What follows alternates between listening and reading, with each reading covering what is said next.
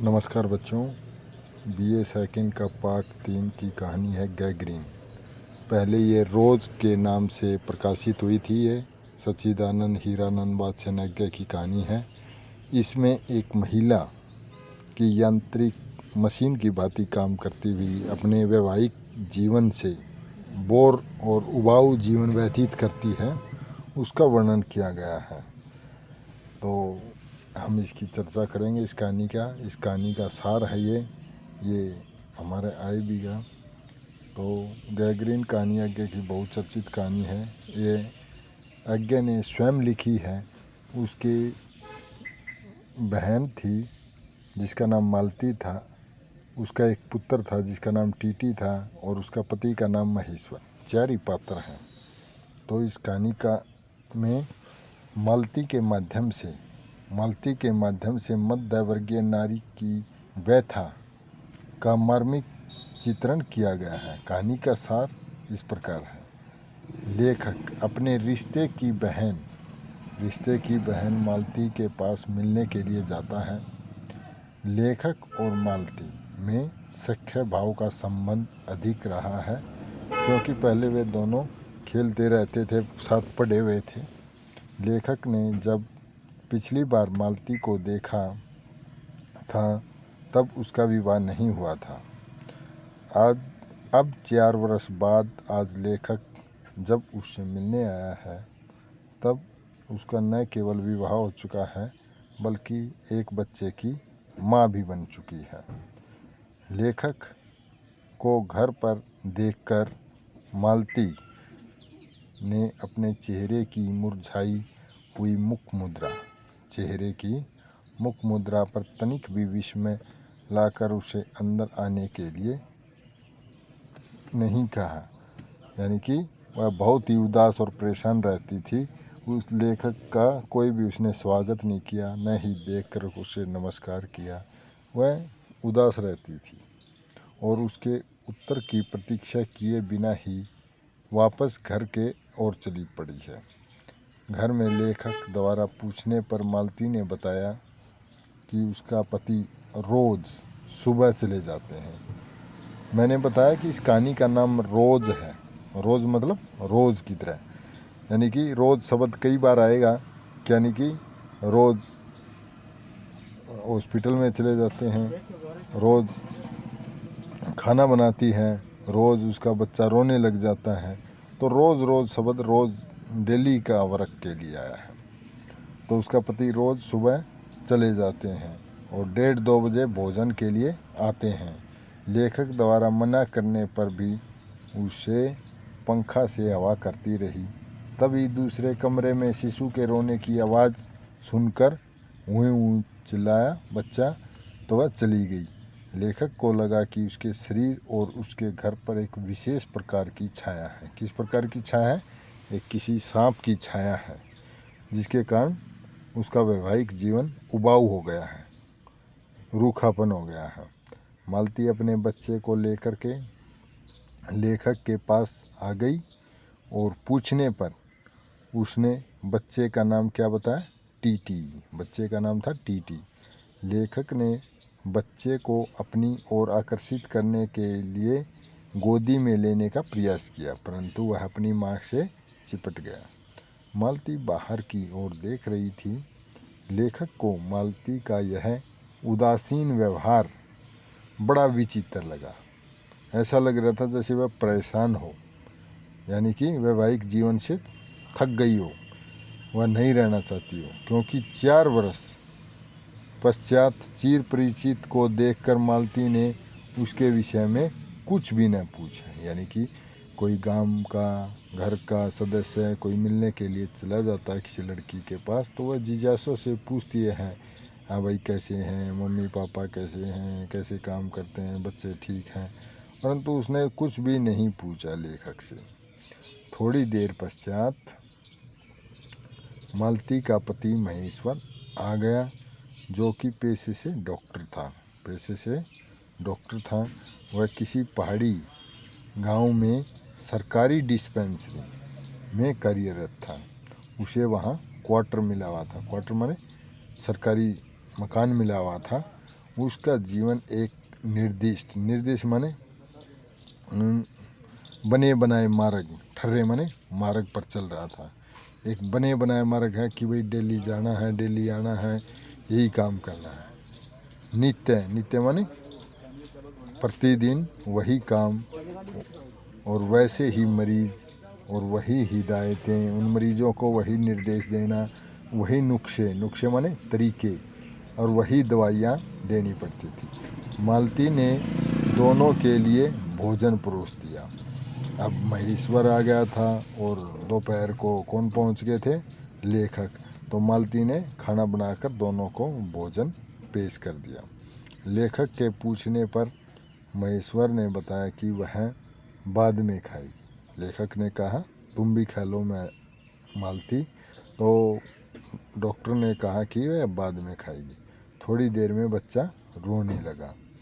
लेखक ने पूछा तो मालती ने बताया कि वह हमेशा ही ऐसे ही चिड़चिड़ा बना रहता है, क्योंकि वह डेली रोता रहता है। उसने बच्चे को चुप करने का प्रयास किया। उसे और ज़ोर से रोते देखकर उसे ज़मीन पर बैठाते हुए कहा, अच्छा ले रो ले। तो मालती ने उसको ज़मीन पर पटक के कहा कि अच्छा और रो ले, अपने आप चुप हो जाएगा। भोजन के उपरांत महेश्वर ने अस्पताल जाने के लिए कहा, क्योंकि उसे गैंग्रीन के 2 मरीजों का ऑपरेशन करना था। गैंग्रीन का रोग क्या है? कांटा लग जाता था उसकी टांग काट दी जाती थी। तो इसके बाद उसके जाने के पश्चात लेखक ने मालती से भोजन करने का कहा और लेखक ने टीटी को गोद में ले लिया, बच्चे को गोद में ले लिया। अस्पताल में 3 घंटे का घंटा सुनकर मालती ने एक लंबी सांस छोड़ते हुए कहा कि 3 बज गए हैं, क्योंकि अपना टाइम काट रही थी कि आज तो 3 बज गए।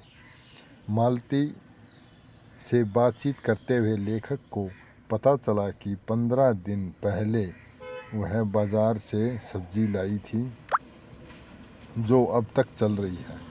वह स्वयं बर्तन मांजती है। कभी भी समय पर पानी नहीं आता है। जो पानी आता है डिग्गी का, नलके का, तो टाइम पर नहीं आता है, कोई टाइम फिक्स नहीं है। उसे प्राय 11 बजे तक काम करना पड़ता है, यानी कि पानी नहीं आया तो बर्तन नहीं धुए, बर्तन रहेंगे जूठे। थोड़ी देर पश्चात मालती ने पूछा वह यहाँ कैसे आया है। लेखक से पूछा किस लिए आया है। लेखक ने बताया कि वह उससे मिलने के लिए आया था। यह कहकर वह नोटबुक में कुछ लिखने लग जाता। लेखक था, कुछ ना कुछ अपनी नोटबुक में लिखता रहता था। तो वह लेखक को भी अपने वश में करके उसे नीरस और निर्जीव बना रही थी, यानी कि लेखक पर भी उसका प्रभाव पड़ रहा था। पूछने पर मालती ने बताया कि वह यहाँ कुछ नहीं पढ़ पाती है। 2-4 बातें करके मालती बर्तनों को धोने के लिए रसोई चली जाती है।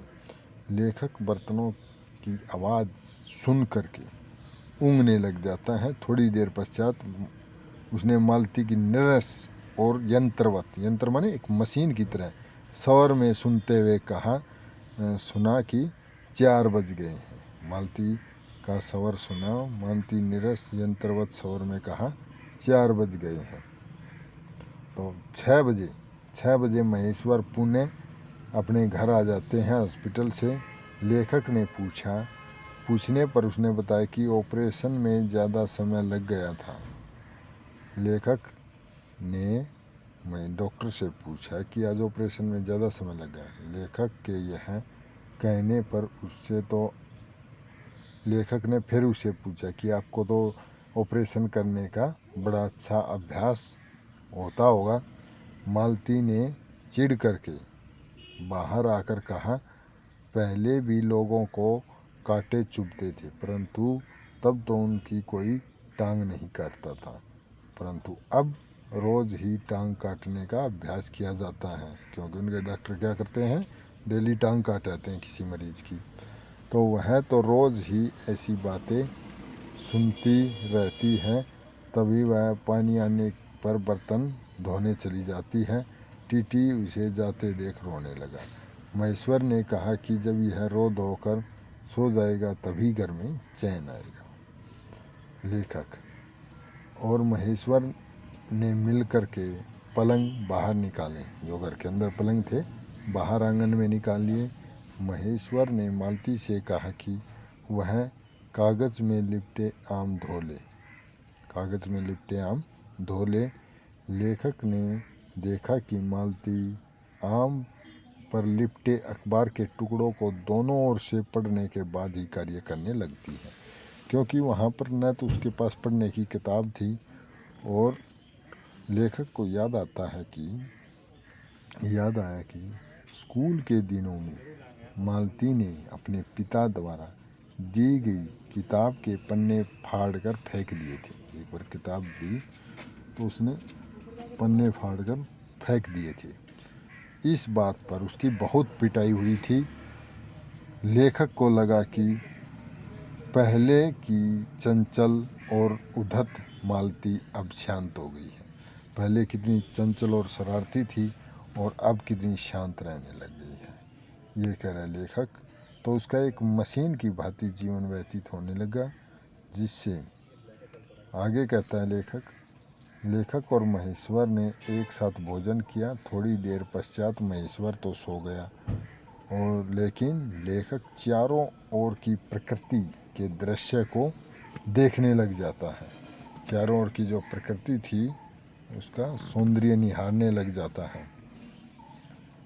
तब तक 11 बजने वाले थे। मालती अभी भी रसोई में काम कर रही थी। 11 बजने वाले थे, सो रही थी। लेखक ने जब कहा कि 11 बजने वाले हैं तो उसने कहा रोज़ ही इतने बज जाते हैं। तभी टीटी पलंग से नीचे गिर जाता है। जो बच्चा था टीटी पलंग से नीचे गिर जाता है। महेश्वर चौंक कर उठा लेता है। लेखक ने टीटी को लपक कर उठाया, यानी कि महेश्वर सो गया था, वो चौंक कर उठा, परंतु लेखक ने उसको उठा लिया। रसोई से मालती यह कहते हुए निकली कि इसके चोटें तो लगती ही रहती हैं, रोज़ ही गिर पड़ता है ज़मीन पर। मालती के इस वाक्य से लेखक को क्या कर दिया? स्तंभ कर दिया।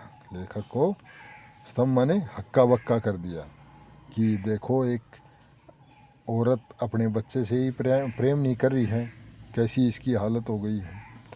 लेखक को लगा कि इस बात में इस